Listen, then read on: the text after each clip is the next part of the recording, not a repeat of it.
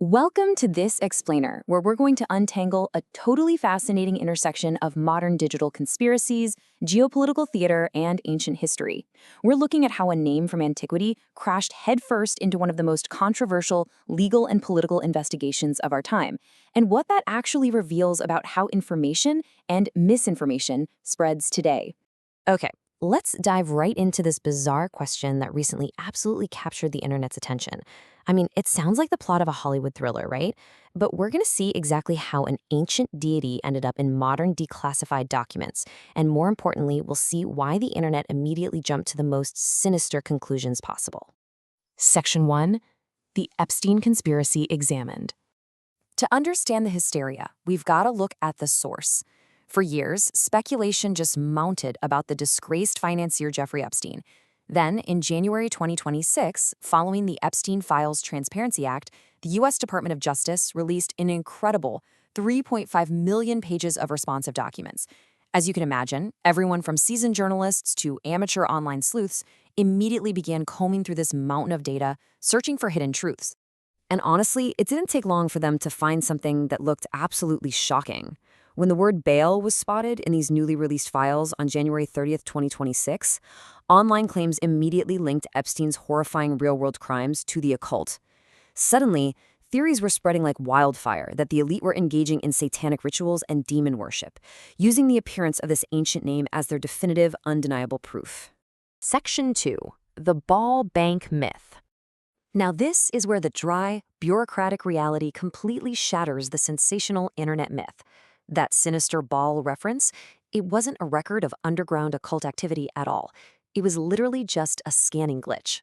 The automated optical character recognition, or OCR, software used to digitize old financial documents misread the standard field bank name as Baal.name. That's it. The whole shebang was just a software glitch on a banking form that somehow birthed a massive satanic panic. Furthermore, we need to put this panic into perspective using the broader official findings. A July 2025 DOJ memo impartially debunked the wider conspiracies that fueled these rumors. They confirmed that no secret client list actually exists, and they found no credible evidence of orchestrated blackmail against prominent individuals. The memo also firmly affirmed the medical examiner's finding that Epstein's death was a suicide. So the official evidence simply did not support the sprawling global trafficking network that internet lore had imagined. Section 3. Geopolitical Theater and Baal. So the crazy part is, while the internet was busy chasing a scanning error, the name Baal was simultaneously being weaponized in real-world political theater. During the 2026 Iranian Revolution anniversary, protesters used this exact rhetoric as they burned effigies of Baal to vilify Western leaders. They claimed this act symbolized their rejection of demon gods, pushing the narrative that top leaders in the West still practice paganism and idol worship in secret.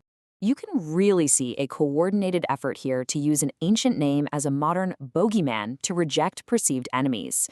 Days before the anniversary, rubber and cardboard effigies were meticulously constructed.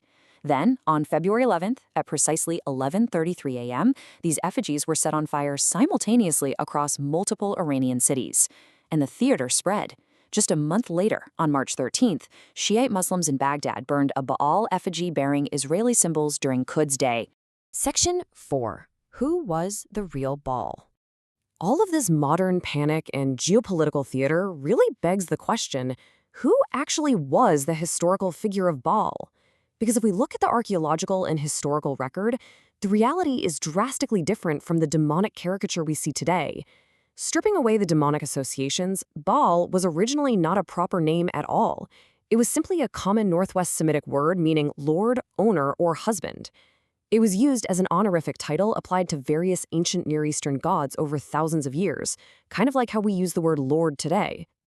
The most prominent deity to hold this title was Baal Hadad, who was actually a majestic Canaanite storm god.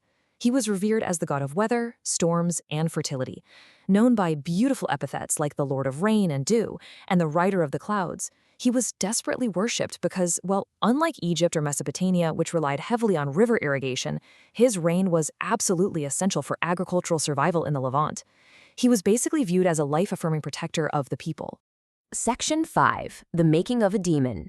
So how on earth did a life-affirming rider of the clouds, a god who brought the rains that literally kept civilizations alive, transform into a symbol burned in effigy and feared in digital conspiracies? Well, it was a methodical historical evolution that happened over centuries.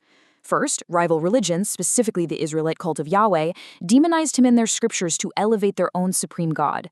Then, during the Protestant Reformation, the name was used broadly to denote any false idols, and variations like Beelzebub, Lord of the Flies, became synonymous with the Christian devil. Finally, medieval texts, like the Ars Goetia, solidified Baal as the first king of hell. It was basically an ancient smear campaign that just stuck. I'll leave you with this provocative thought on the enduring power of ancient mythology, and how easily it can be twisted to fuel the mechanics of modern misinformation. We've seen how a glitch on a scanned document can resurrect a millennial-old rivalry and spark international geopolitical theater. It really makes you wonder, what other modern beliefs are just ancient misunderstandings in disguise? Thank you for joining me on this explainer, and keep seeking the structure behind the noise.